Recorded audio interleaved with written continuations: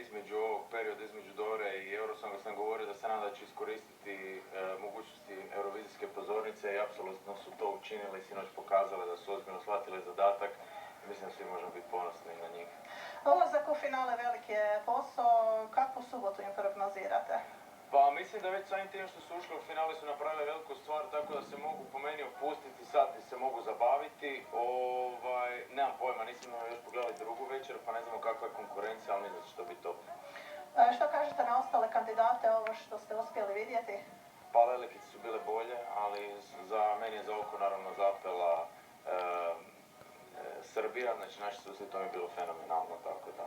Jesu li im one konkurencija? Pa mislim da mogu se potući, oba dvoje su onako zanimljivi, tako da... Imate li neki savjet iz prve ruke za cure?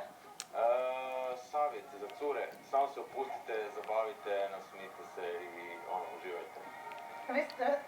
Vi ste sve to prošli, kako je njima sad u ovim trenucima? Ja mislim da im može biti napeto, ali nadam se da se opustili isto kao i ja i da su se onako zatvorile i iščučurile u svoju malu kućicu, svoj um i da se zabavljaju. Misliš li da Lelekice mogu biti bolje od vas, od onog što ste vi postigli? Nema šanse. Ma ne, šalim se. Naravno da, mislim da su cure jako šarmantne i da njihova pjesma je fantastična, čak ima možda bi rekao veću težinu nego moja pjesma, što se tiče tematike, što se tiče aranžmana, tako da zašto ne, da.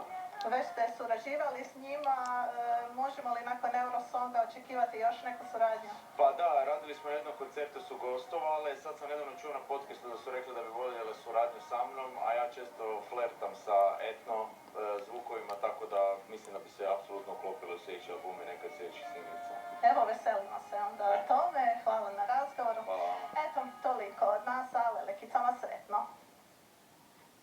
Hvala Lina, bebila za njete.